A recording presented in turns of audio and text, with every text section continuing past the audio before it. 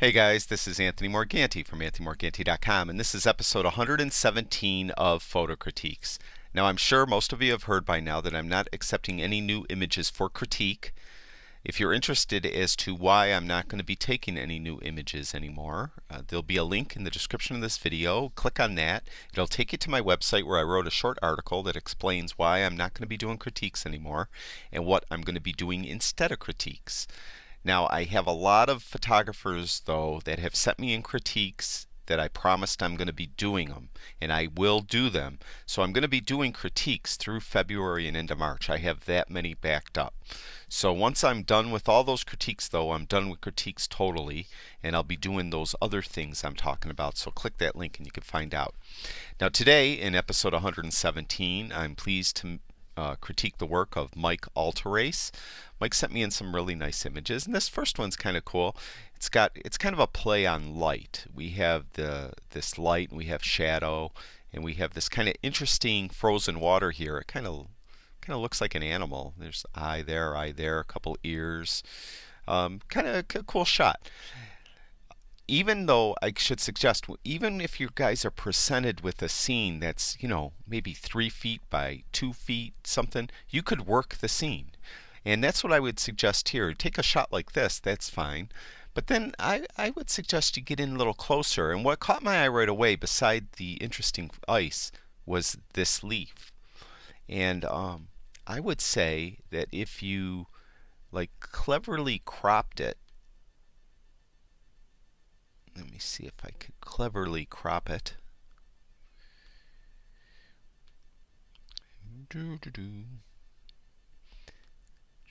Something like that.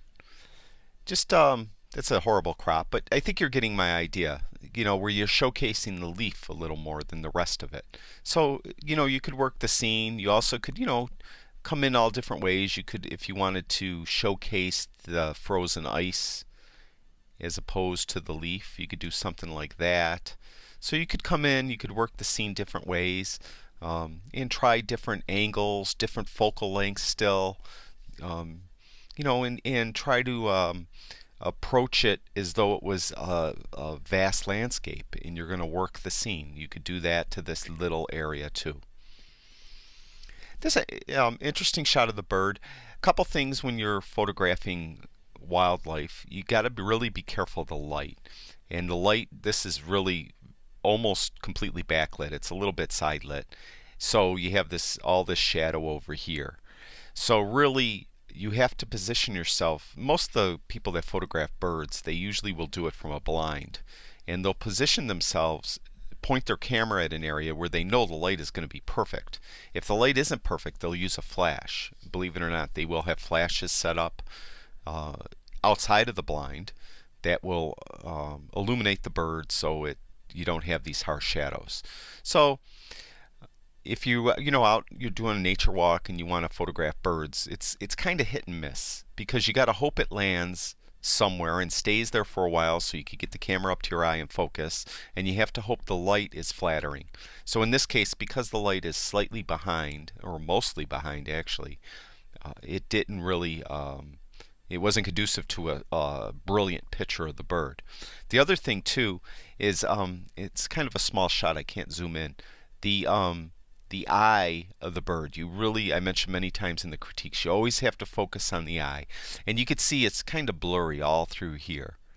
So I'm not really sure where the camera grabbed focus, because this is a little blurry too. This stick, and this stick here is a little blurry.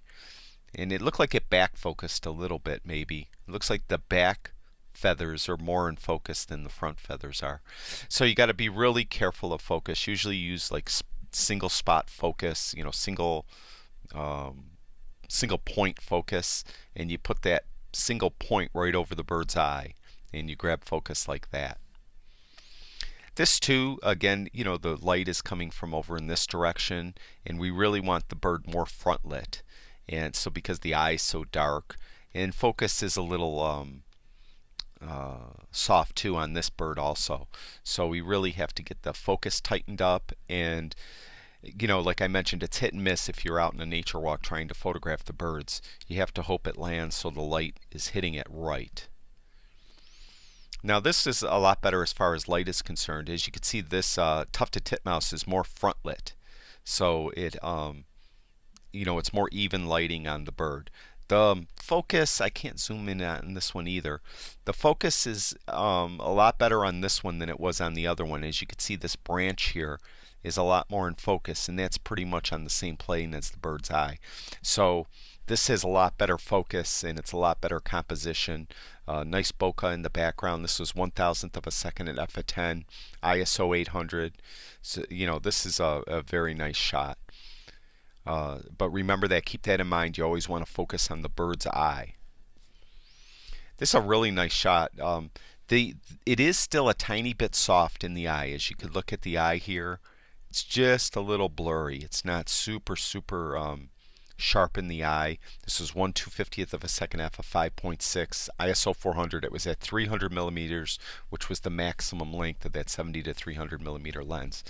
So you have to be real steady and careful. 1/250th of a second at 300 millimeters is about borderline of hand holding it, where you could really get a super crisp shot.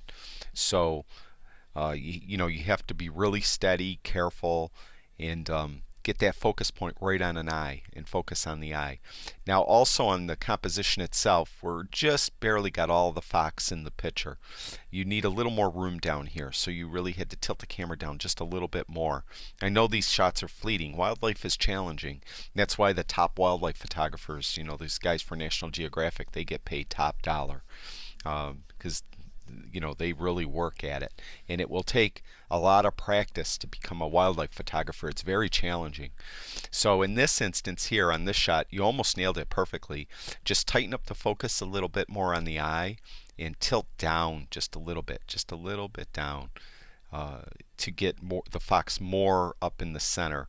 Now I know it's fleeting, but of course you don't want the fox all the time right in the center. If you could have tilted your camera, grab the focus on the eye and have the fox more over here, a little bit more to the left, have some empty space to the right, or vice versa, it doesn't matter. In this case, because he's looking right at you, it would add to the composition too. It would be a strong composition. Either way, though, even if the fox is in the middle, it's a nice composition. But as I mentioned, you want to give him a little more room below his feet and tighten up the focus on the eye. And I think that's the last shot. Yep, it's the last shot from Mike. Thank you very much for sharing your work with us, Mike. I really appreciated it.